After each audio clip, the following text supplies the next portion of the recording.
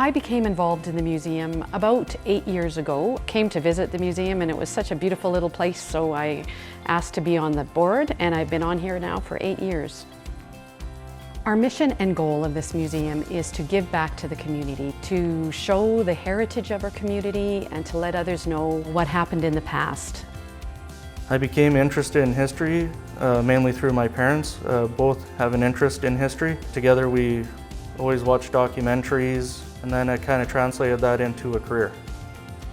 The community of Morse is a big part of supporting the museum, helping us operate through their generosity, their kindness, whether that be through monetary donations, volunteerism, as well as just showing up to events and enjoying the building. They're really the heart and soul of the museum, the people of Morse. Well, this used to be the former school here in Morse. The first classes were in 1913, and it operated as a school from 1913 to 1979. And in 1987, it became an official museum.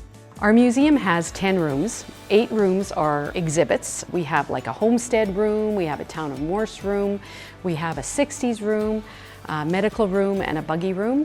We also have a Victorian parlor, which we house various functions. Come and have tea in the parlor like they did in the olden days.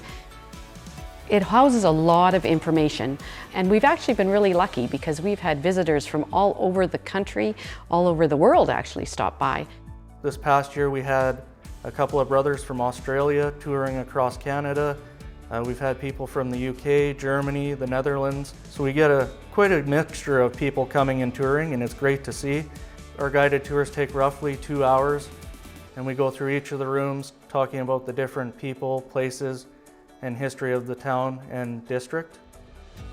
We do a lot of school tours here, and what it entails is we have a group of students. Usually there's about 40 students per tour. The board members, we each volunteer, we each pick a room. For instance, one's in the homestead room, one's in the town of Morse room. We dress up like we do back in the day, and the kids go through the museums. It's a fun day, and actually our museum has won a national award for partnering with schools for school tours, so we're quite proud of that. General tours, people who just want to come tour around, not as a group or school, they're more than welcome to do so, and those are just by donation.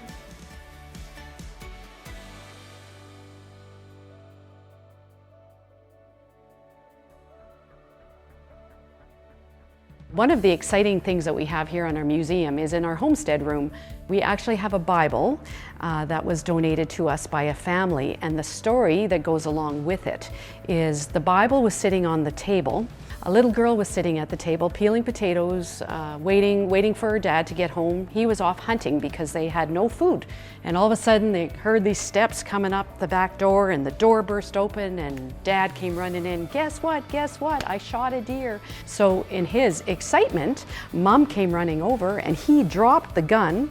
But fortunately, this Bible was sitting right in front of her. The bullet went in the Bible, but didn't come out the other side. So the Bible ended up saving the little girl's life. Some of the artifacts that I find most interesting in the collection here at Morse is the militaria. I've done quite a bit of research on local servicemen from the Morse area and their service during both the World Wars. We have the chest rig from a gentleman named Joseph Hildebrand. He was a local man. He's from the Morse Herbert area. He served in the Canadian Armed Forces and deployed overseas to Afghanistan. He came back, and then later he went over to serve in Ukraine during the current conflict there. And we're very fortunate that his mother has on loan some of his stuff, and we're able to honor his memory. I believe it's important to preserve history, not only of the town of Morse and the people of Morse, just in general, as it helps us understand who we are, where we came from, and where we're going in the future. Our museum loves to have volunteers, and if anybody is interested in helping, donating, you can find us on Facebook, on Instagram, and also on our website. Look forward to seeing you all soon.